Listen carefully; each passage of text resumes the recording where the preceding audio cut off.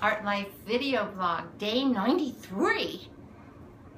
Hi. Hi. Thank you. How are you doing, Jason? Jacob. I'm Jacob Wolf, everybody. And this is Patrice Demmon. Yes, I'm sorry. It's a pleasure. Nice to see you. Thank you for inviting me. Thank you for having me.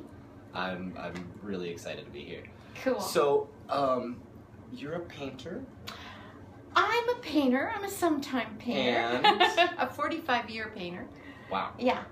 And I've just about finished folding 20,000 origami cranes. Wow. Which can be seen at Boys Fort until April 1st. April 1st? Yeah. What was the crane project for? For children.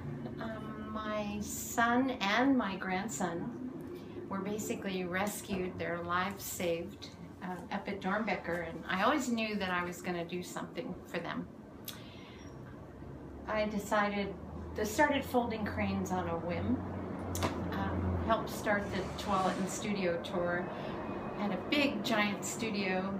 By the way, we're sitting in 200 square feet now, just so you know. And this studio was huge. So I needed some decorations. My daughter taught me to make cranes.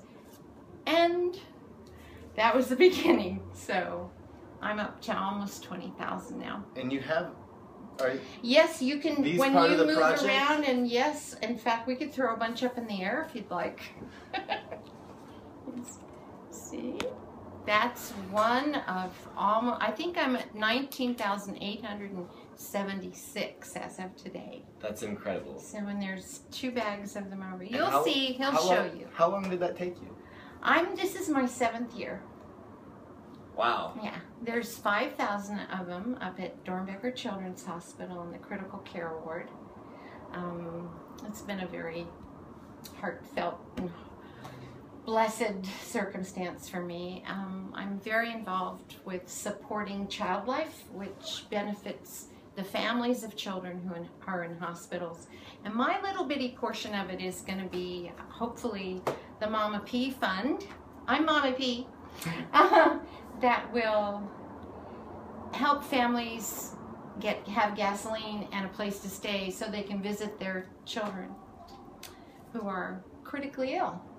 So how these things unfold as they're meant to unfold.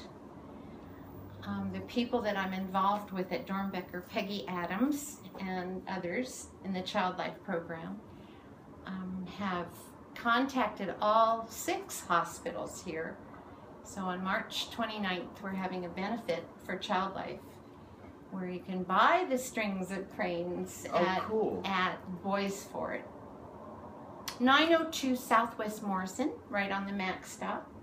$1 a crane. 100% of the proceeds, anything I do to benefit Child Life goes to Child Life. So that's really amazing. Yeah, it's pretty cool. It's awesome. I'm very blessed. And are you working on any other projects? Oh, it's funny you should ask. Tell him. Yeah, I am. Anna Magruder, one of the artists I recommended to you, and Elia Bone, another, and I are going to publish my children's book, hopefully by October 1st. For my birthday this year. Incredible. I'll be 72, so I thought it's time to get that children's book going. You're an incredibly... What we're going to do incredibly young 72. Yeah, and we're going to have 11 local artists. If you haven't signed up yet, you need to let me know so you get your stanza. Are going to illustrate the book, and I'm not one of them, so there are 11 other artists who are going to participate. And we're self-publishing, so we're very lucky to have Anna, who's got years of experience at this. So amazing. All of the proceeds from this will go to Child Life. So, again, to help that special little fund. That's amazing. How did you get hooked up with Child Life? Because I took a string of cranes up there and said, I want to hang these in this hospital. So the children can see them. And I have 10,000 of them, and I showed them the card I gave you. Which is right here. Yes. and she's peeking up there from the bottom, which I think that's so amazing. So Photographed by Tim Jewett, by the way. Great photograph. So they said yes, and we installed 5,000 little teeny tiny ones up there. So was the crane idea inspired by the book? Yes, Sadako. Yes, it was very much so.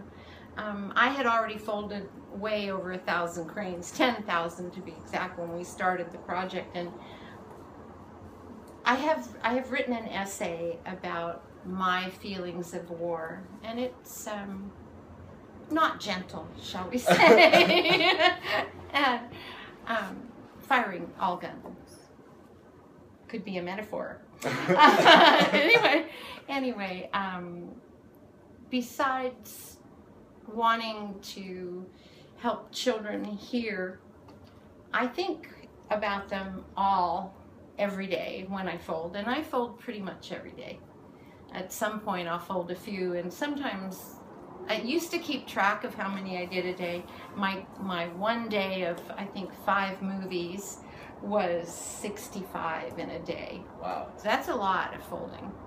So if you hand me a piece of paper, I'll fold one while you talk to me. Thanks. Sure.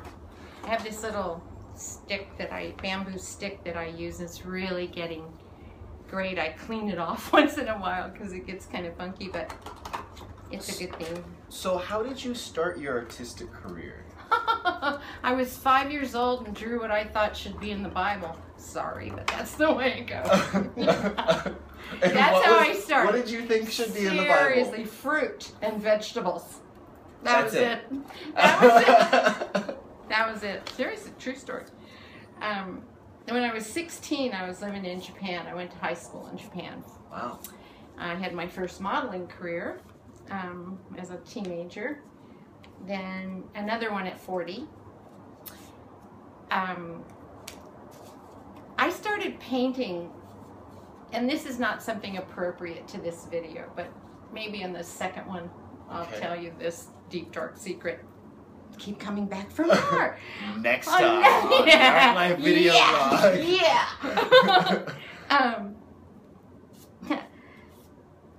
I painted with a solitary lamp on the canvas in a darkened room.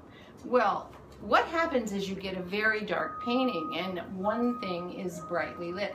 I sold every single thing I painted, and I was 16 in Japan. Officers, people were buying them, you know, but just seeing them at my folks' house or something.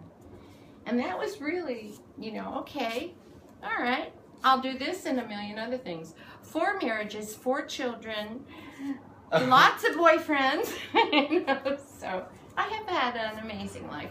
Did you go to college for art? I went to college for 5 years, 5 different colleges, and I never graduated. And I took tennis, elocution, debate, theater, and 1 drawing class. And after that, I've been on my own.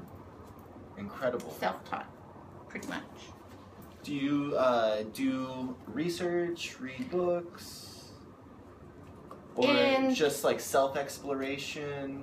In some cases I do read and I do research.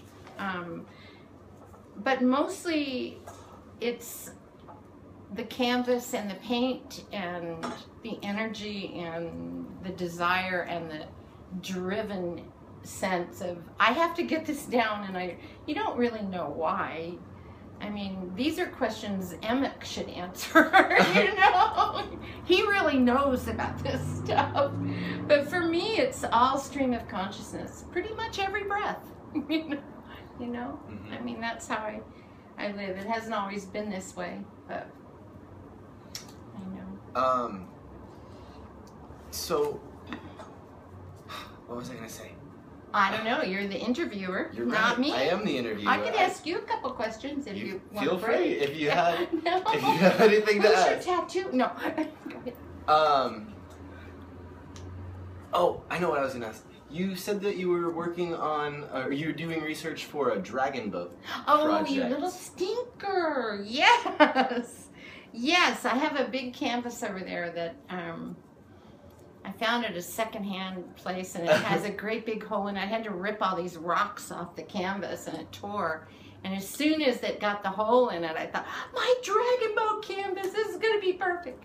My friend Aaliyah Bone is with the dragon. She's a dragon boat rower. I don't know what they call them. But anyway, I'm super behind her. They're going to have a show at the Performing Arts Center here in the summer, early summer, and I'm going to enter something. So yes, I'm researching dragon boats all over the world. The hole in your canvas is going to have. It's going to be purposed. Yeah.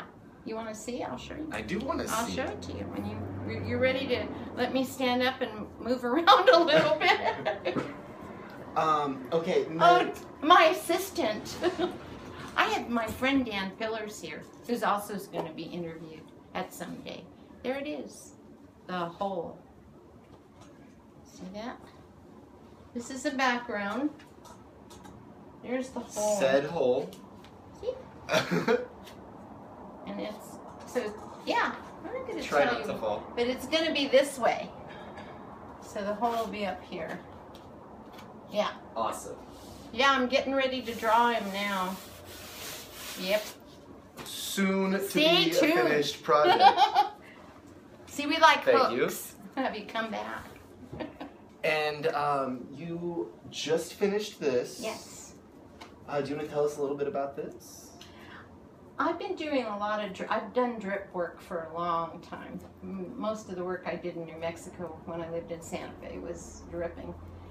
But now I've grown, starting to have a little bit more confidence with the brush. Not a realist in any way. Neither. Unless I have a pen and ink thing. I can do that, but not like on the level of